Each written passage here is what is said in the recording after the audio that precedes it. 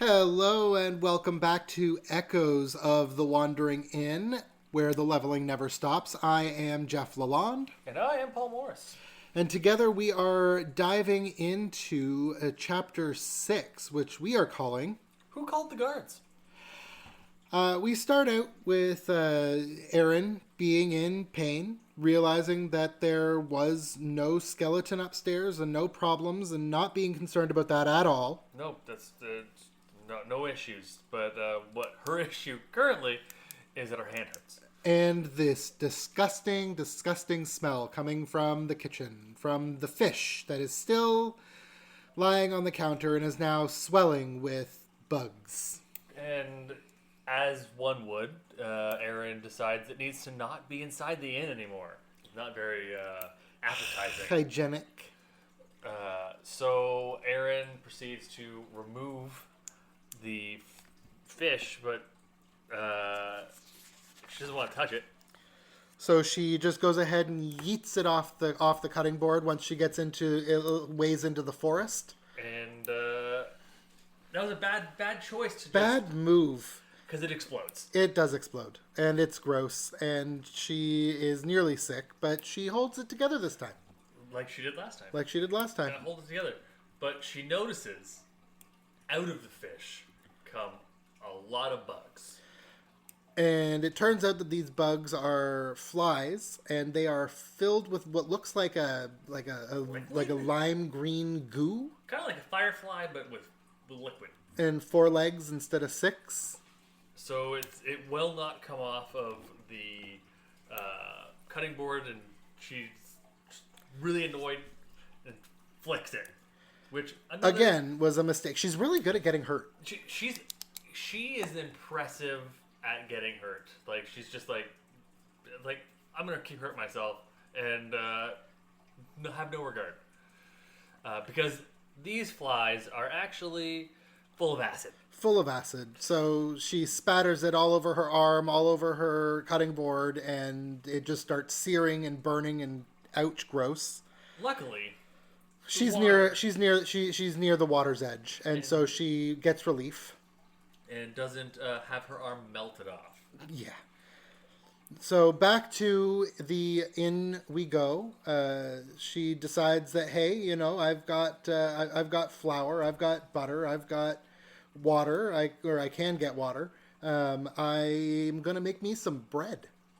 So she goes back and tries to start a fire, but she does eventually find the flint and steel, and starts a fire. Mm-hmm. But she quickly realizes that she didn't bring a bucket to the stream. And to make bread, you do in fact need some water. So she starts a fire, calls herself Promethea, mm-hmm. And has to go back to the stream, and her fire goes out. But because she starts a fire, we very quickly pan over to some people in the distance who happen to notice some fire coming up from that old inn, that old abandoned inn in the distance, and they decide to tell their guard captain that they've noticed some strange activity, and to maybe send their best people. Their best people, for sure. Their best people to go investigate that decrepit inn that might have monsters, goblins. Yeah, as a punishment for breaking a few too many windows the day before. But then we quickly flip back to Erin. On her way to get some water, she stumbles across a frankly terrifying leather bird with jaws the size of big. Just a big, scary monster. Big, scary bird. Dino bird. As she calls it. And she finds something that is very helpful for her. Very helpful. Eggs, in fact. And with eggs, you can make pasta.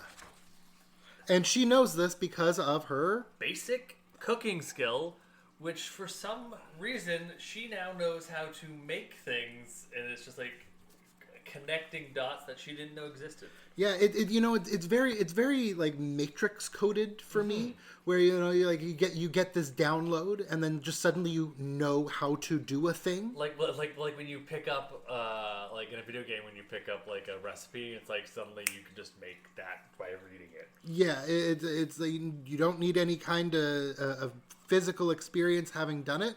You know how to do it. Which can get we will probably find out is broken. Yes, it's definitely a bit of a cheat code. But she ends up getting back to the back to the inn with the eggs and the water and starts making some pasta. And interestingly enough, she kind of she does a little fun thing here where she says double boil and trouble. Oh yes. While she's cooking up her pasta, which I thought was an interesting choice. But maybe she knows magic. Maybe she knows magic.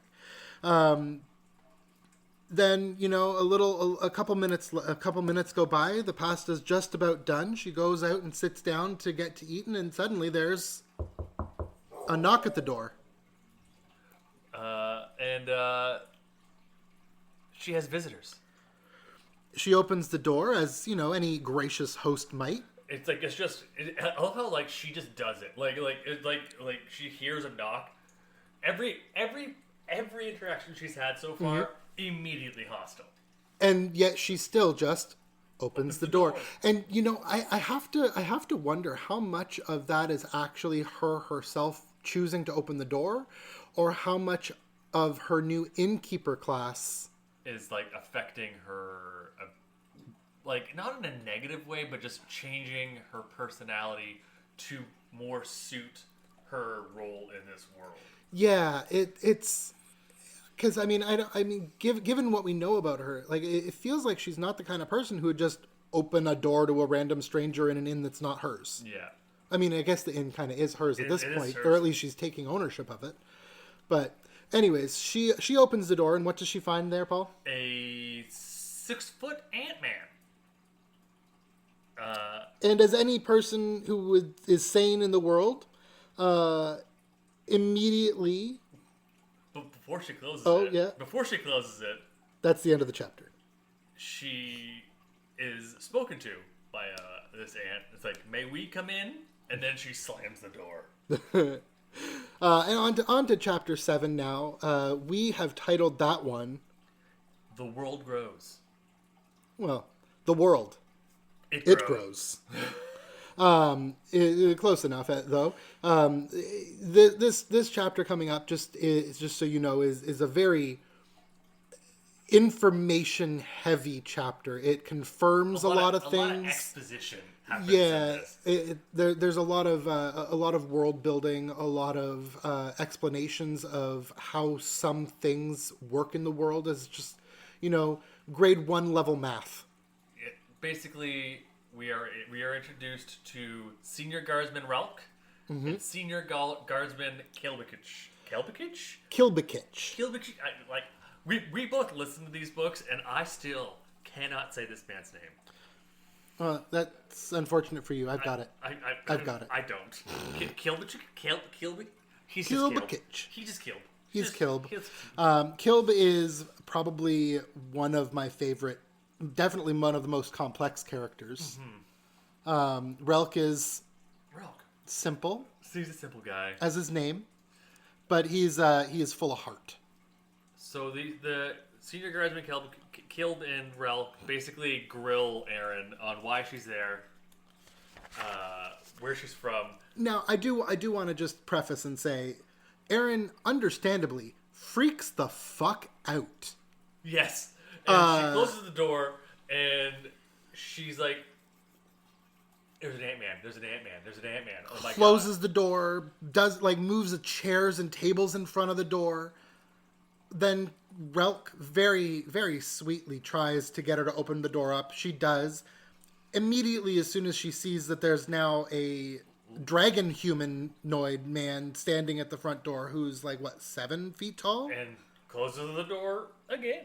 Slams the door again, starts dogpiling everything on. Finally, it's revealed that they come from the nearest city's watch or like police service. The police service, the watch, the guard. The guard. They have come by because they spied the smoke coming from the chimney, and this is an inn that's had some history around it. There has been a plague that wiped everybody out, including every other building that was around this inn, and the inn is the last thing that's been standing. But also, I think another interesting thing about this chapter is obviously Erin immediately just accepts that these people are fine because they haven't tried to kill her. Immediately haven't tried to kill her. But I think the funniest thing about this chapter is she goes, "Do you want some pasta?" she just suddenly she's like, oh yeah, these random strange people have come into my inn and I have no idea who they are and they are abso-freaking-lutely terrifying me, but hey, do you want some food? And they do. She serves her first customers. She does. And I will say that my immediate impressions of Relk are that he has absolutely no tact. None. He is about as tactful as a frying pan across the face. But but he's also very emotional, and it's very funny because Erin calls him a dragon person. Which, of course, wow, what flattery! And like it's funny because I think I think one of the, it's a little bit of spoiler, but not really. One of the greatest things that Pirate Ava does is the interracial intricacies of all these races and how effortlessly they can have something as common as like calling someone a dragon person, like basically flirting with them. Yeah. And here is a spoiler. Don't ever stroke a drake's tail. Nope. That's especially not in public. That's a little bit of spoiler, but don't do that. It's but in any case, Kilbakich, my favorite thing about him is just how, frankly, autism coded he is. He is just very direct. There is no joking at all there with him. Like, everything is very, very matter of fact. Very rigid.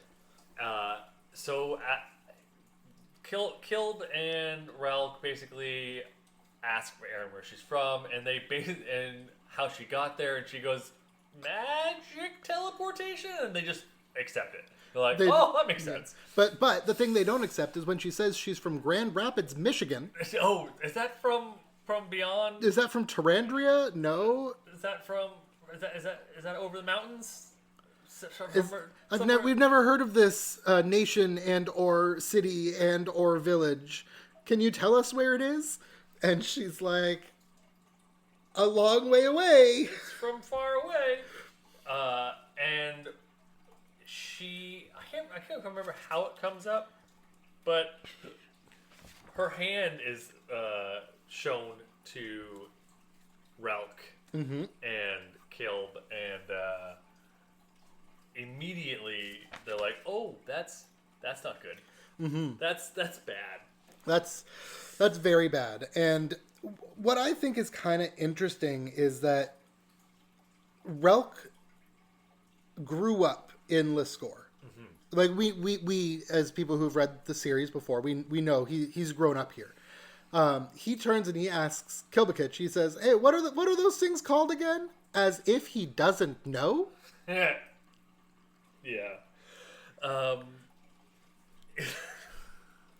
But anyways, Kilbakich recognizes that this is a particular kind of fish that if you get its blood on you, it will turn into a poison.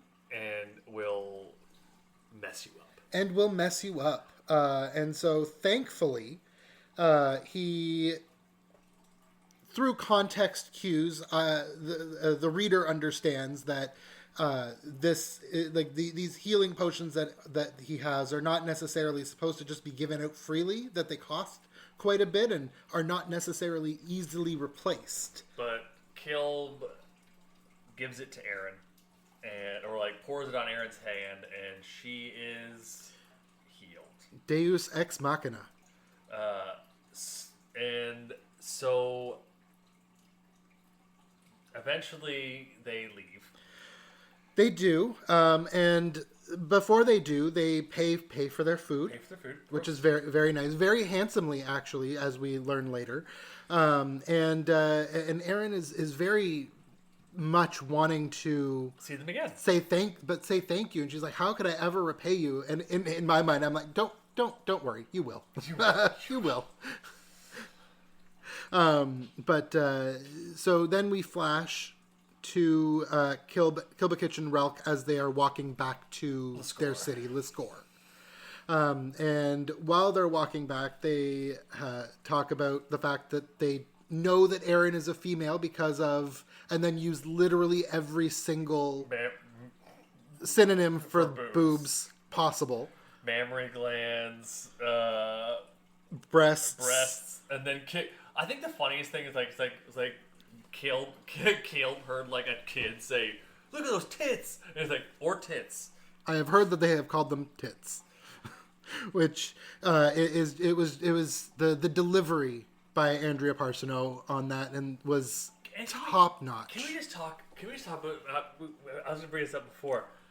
Andrea Parsono brings these characters to life. Like I know reading it is probably just as good, but her delivery of Ralk and Kilb makes it sound like it's a cast. Yes, you can tell usually just by listening to Andrea Parsono speak who is speaking in the story.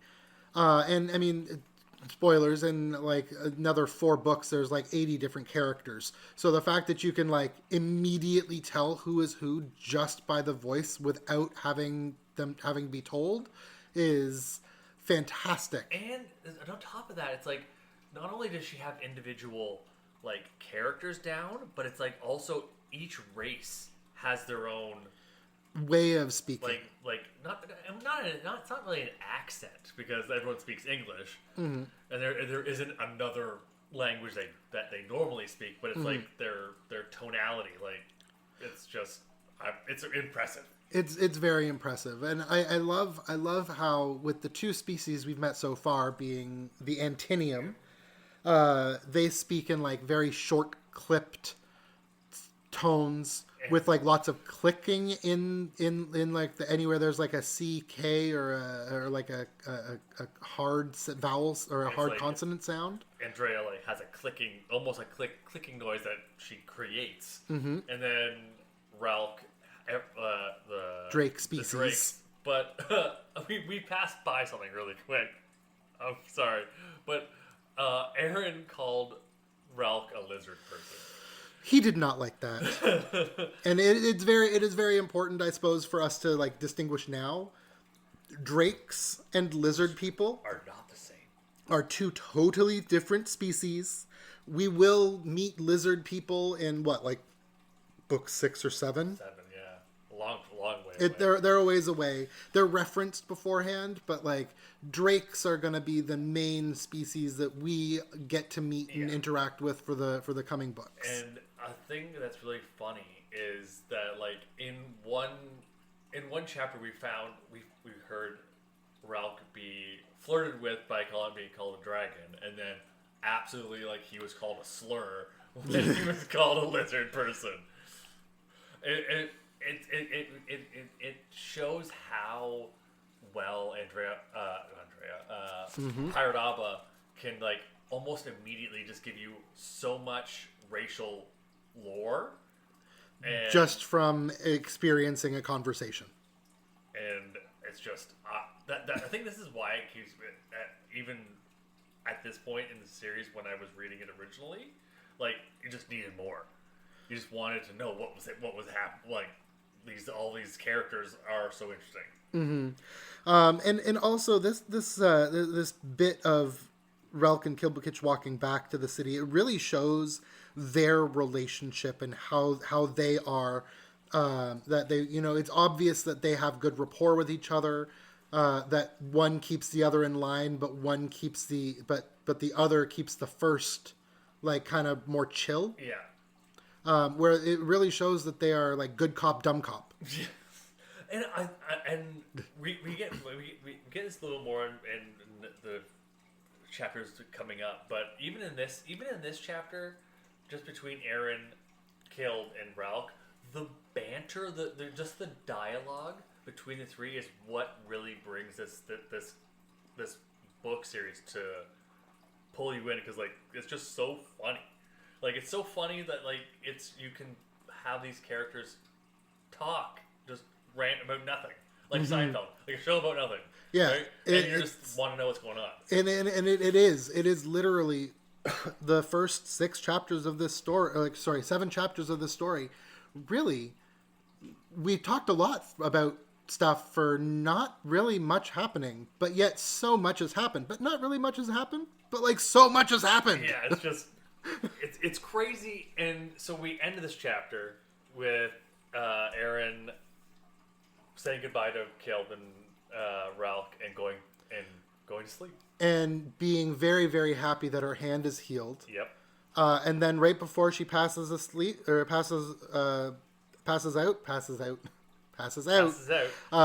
she upgrades to level 5 and then gets a new skill, basic crafting.